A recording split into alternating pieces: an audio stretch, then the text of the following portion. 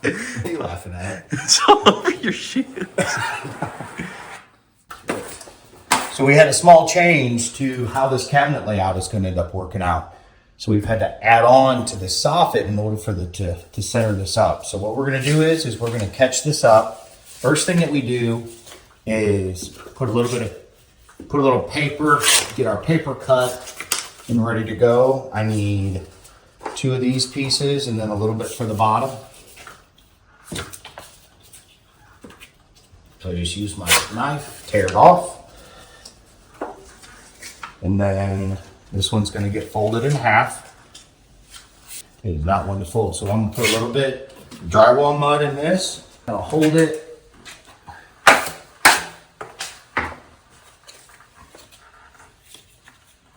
It's going to be right here into this corner. I'm going to hold my finger in there and drag that down.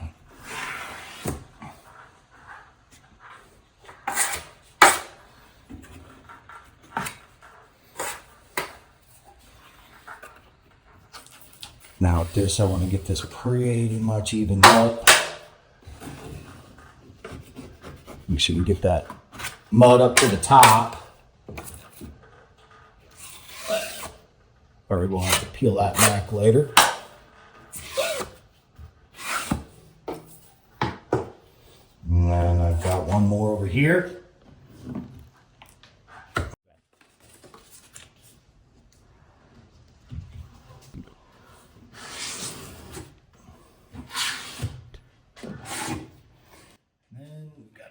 Coming out this way, around each of these corners.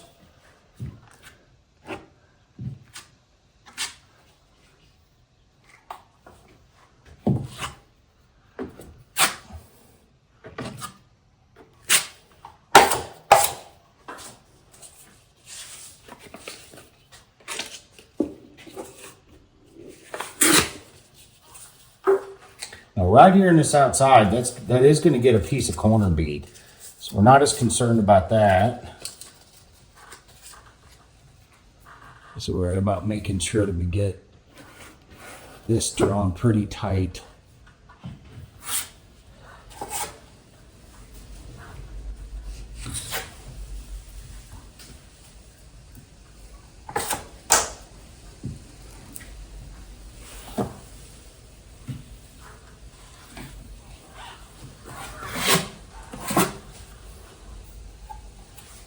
I'm going to strike just a little bit of mud right here.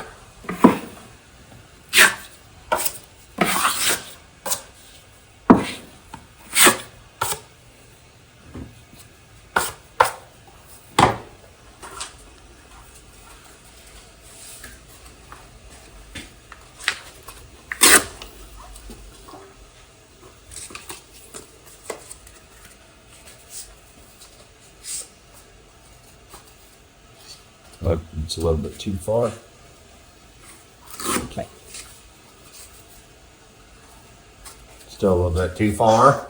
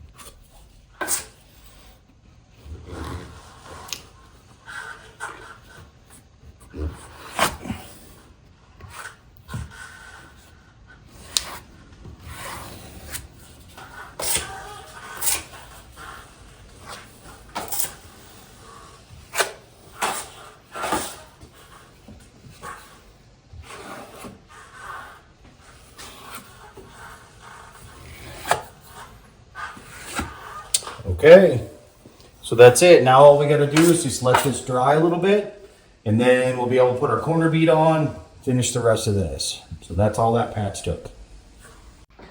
So we also had one small change on this side as well. So from this distance here, we had like a 15-inch cabinet, and then we went to a 30-inch, which stopped us about right here. So we noticed that in the cabinet layout change, they were going to go with a bigger fridge. Instead of having a 30-inch fridge, they're going with a 36-inch fridge. So then we had to add this on. Now, in order to do that, we've extended the soffit, and now we've got to add a little bit of this drywall hatch in here. So I've taken a piece of paper, bent it in half, folded it in half down the center, did the same for the top as well. Now this is just going to have to get caught up, so it's not a big deal at all. So how we end up doing that, we run this straight down, and you see I'm putting a little bit of mud right on this corner, and then running it across. You can see how it just puts just a neat little bit amount of mud on there to stick the tape. So we put this into this corner.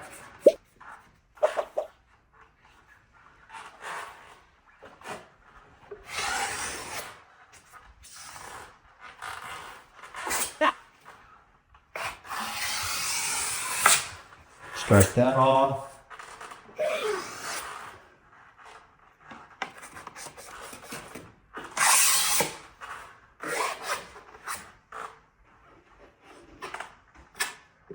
Make sure we cover this part of that as well. Throw this little guy in the corner. Yeah.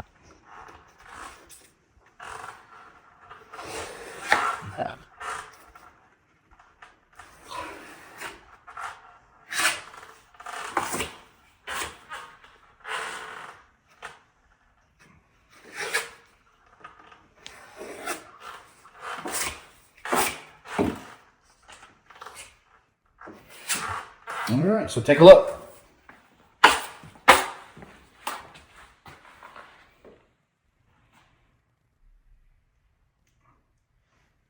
So this particular side right here will get a piece of corner bead. That'll get floated out. The new cabinet's going to stop exactly 1.25 inches from the edge, which it also matches what we did on the other side. So that's pretty much it. Now it's time for us to get this ceiling going. Okay, so we have put quite a bit of drywall mud on this section right here. There's probably every bit of a 1/4 inch difference between the two, and the floor joist kind of moves through there. Now, yesterday I ran a 24-inch across here all the way down, and it left some stuff in the center here, which I was not upset about, and I did not put more mud on it. As a matter of fact, when I put more mud on it, it just continued to float over it. So I've mixed up our bucket, and I think I'm ready to put another coat on here. Now we're going to try the 30-inch on this one. So the main focus here is for us to get as much drywall mud on the ceiling as we can. As we add too much mud to the roller, the mud will fall off, just as you can see right here. If we don't move fast enough, the mud will actually begin to dry. When the mud dries, the edges of this patch will become rough and will need sanding.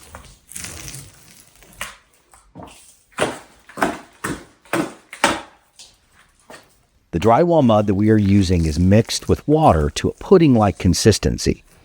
The roller is a standard 9-inch paint roller with a 3/4 inch neck.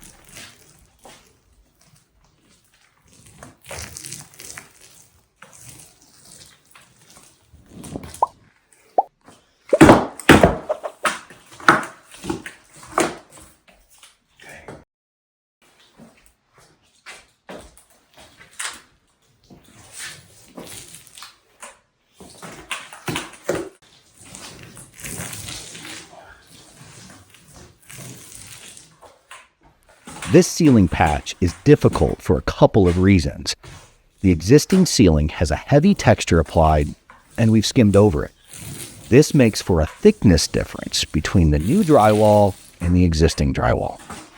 Also, during certain times of the day, light is cast across the ceiling of this room.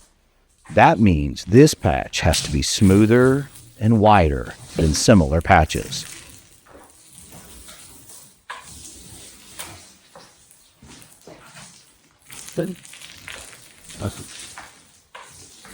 Now we've mixed the mud up slightly thicker than normal, and we started with a 24-inch skimming knife.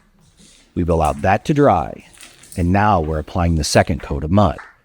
This time, we're using a larger knife. Let's hit this one time and see how this does. Now again, so this is going to be their 30 and a half is what this one is.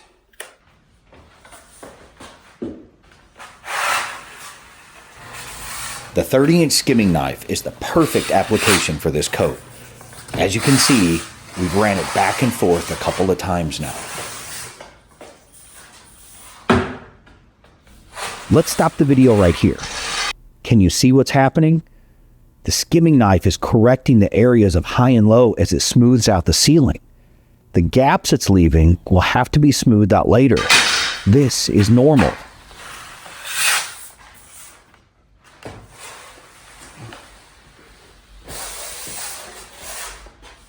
As you can see, the drywall mud is beginning to build up on the skimming knife. Let's change the angle slightly to help smooth out the ceiling.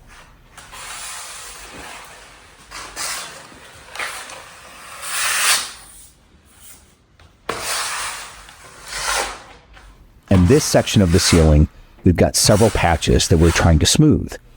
This leaves small voids as we run the knife across. We're going to use a little bit more mud here, and that's all it will take to smooth this out. I've changed the angle several times to deposit the mud exactly where we need it. The skimming knife has done its job. Okay. There it is. As far as smoothing that out, that looks good. Okay.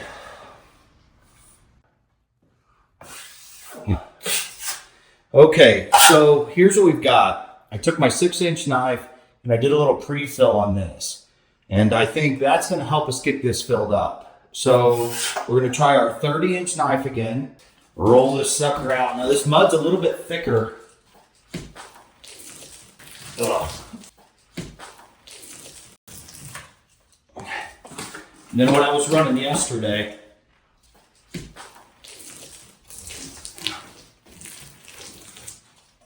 and I'm not 100% sure, but I was having trouble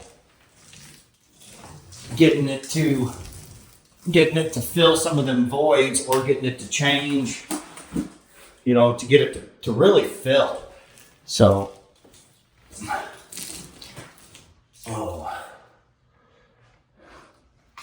there you go.